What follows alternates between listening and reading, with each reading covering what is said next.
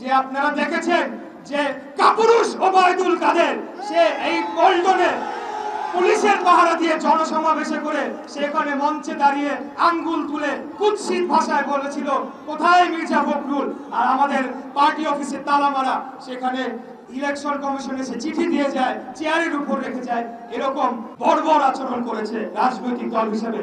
আপনারা সকলেই জানেন কি আন্দোলন করতে হবে, কি করে এই স্বৈরাচারকে পতন করতে হবে। আমাদেরকে নতুন করে শিখাতে হবে না। আগামী দিনে আবারও আমরা এই আন্দোলনকে তার চূড়ান্ত লক্ষ্যে নিয়ে গিয়ে এই স্বৈরাচারকে পতন করার জন্য যা যা করণীয় সবকিছু করা হবে ইনশাআল্লাহ।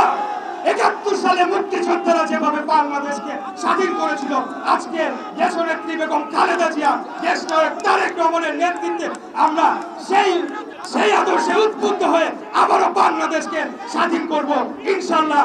এই কাপুরুষ এই বর্বর আওয়ামী লীগদেরকে আমরা রাষ্ট্র ক্ষমতা থেকে হটিয়ে বাংলাদেশের জনগণের অধিকার প্রতিষ্ঠা করব। আমাদের নেত্রী দেশনেত্রী বেগম খালেদা জিয়া, ওনাকে যেদিন এই অবৈধ স্বৈরাচারী খুনি শেখ হাসিনা সরকার তার বাসস্থান থেকে উচ্ছেদ করলো, সেদিন যদি বাংলাদেশের সাধারণ জনগণ, লক্ষ লক্ষ জনগণ সেই মইনুল রোডের বাসার দিকে তারা ধাবিত হতো, তাহলে হয়তো আজকে আমাদেরকে গণতন্ত্রের জন্য লড়াই করতে হতো না। আজকে একজন অবৈধ ভাবে একজন বিচারপতি রায় দিয়ে যখন তত্ত্বাবধায়ক সরকার ব্যবস্থা বাতিল করলো, তখন বাংলাদেশের সাধারণ জনগণ, লাখো লাখো জনগণ যদি সেই হাইকোর্টের সামনে অভিমুখে তারা পদযাত্রা করত, তাহলে হয়তো বা আজকে আমাদেরকে এই অবস্থায় আসতে হতো না। আমি আপনাদেরকে শুধু এতটুকু বলতে চাই যে আওয়ামী লীগ তারা গণতন্ত্রে বিশ্বাস করে না।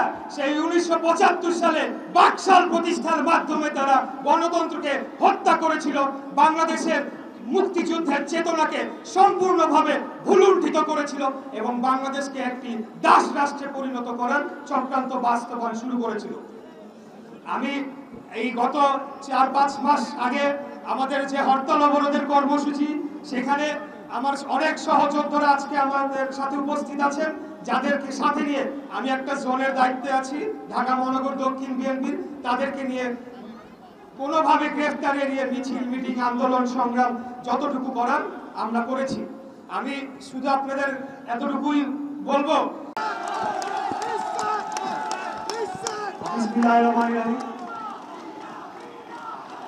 দেশনেত্রী বেগম খালেদা জিয়া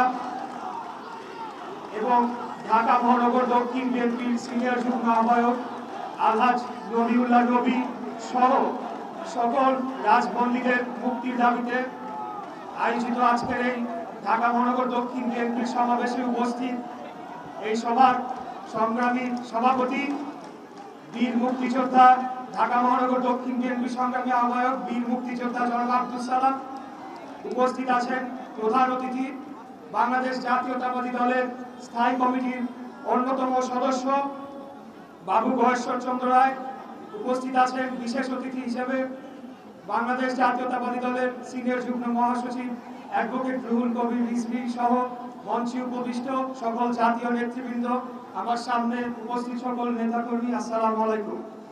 আমি আজকে বক্তব্য দিব না, আমি সিদ্ধান্ত নিয়ে এসেছি আজকে যারা ঢাকা মহানগর দক্ষিণ বিএনপির নেতাকর্মীরা রয়েছেন তাদের সাথে আমি কিছু কথা বলবো।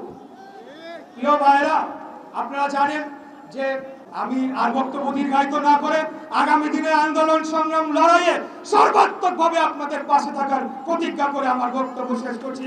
খোদা হাফেজ। বাংলাদেশ জিন্দাবাদ, বাংলাদেশ জাতীয়তাবাদী দল জিন্দাবাদ।